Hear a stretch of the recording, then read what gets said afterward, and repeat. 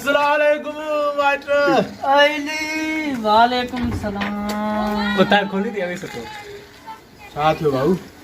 कुछ भी ना खेर आ बस गाल हिकड़ी याद अची वई मरी याद मां ॻोठ खां आयो आहियां, हेॾो पंधु करे तव्हांजे घर तां। न न मसलो ई न आहे। तव्हां ॿुधायो खेर आ तबियत सही आहे न? तबियत सही आहे। ॻोल्हे ॻोल्हे मस जी तोट लदो आहे तो सॼे शहर में मस जी लदो आहे। का इज़त कर, बुख भी लगी आहे। सुबुह घणी मानी भी न खाधी आहे। ॻोठ ॾांहुं आयो अन्न खपाइण। हा मसलो ई न आहे। माइट तूं असांजो सिक बि तूं लगी मस आयो आहे। अचो अचो उतां का आया साईं, उतां का वेहूं।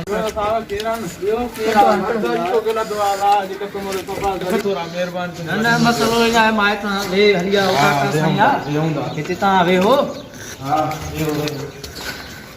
तूं ध्यान दा खपंदव। हा हा घर भी तव्हांजो। हा साईं घर ॾे उतां उतां कने बुख यार मूंखे ॾाढी लगी थी। न त हली तो मुंहिंजा मानी बि तो खणी अचां ऐं चांहि बि टकण में कलाक थो वठां तव्हांजे लाइ थधो पाणी खणी थो अचां। तुंहिंजा लख थोरा न न वेहो हा विया तो मां विया तो तव्हां मोटी जल्दी तुंहिंजा करे पंहिंजी बात सम्झो बाबा, पंहिंजी बात कर।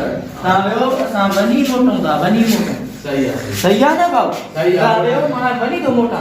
हल यारे वॾो टेम थियो आहे, हिनमहिल ताईं न मोटियो आहे। काॾे उलामती मूंखे बि कम सां वञिणो आहे।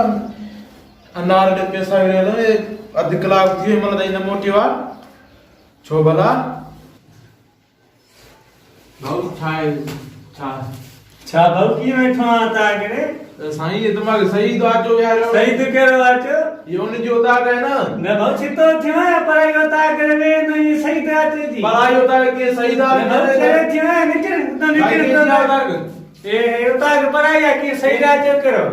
सही दा जन जो उतार के ना मुझे यार मानी यार सबा किनो मानो आ तू नहीं न थई पढ़ाई होता है। उतार दे टपी हल हल उतार दे चंपल पायो वना चिता चंपल तू नहीं न थई पढ़ाई होता के वे उधर हल दिक्कार है तू क्या दे फिर मुझे तो यार ठगी यार बजी हुआ सही आवाज तो पाण भी अचे गोठ इए ही शादी कंदो मां। धम्मक ऑफिशियल के सब्सक्राइब क्यों लाइक क्यों मिठड़ो दोस्तों।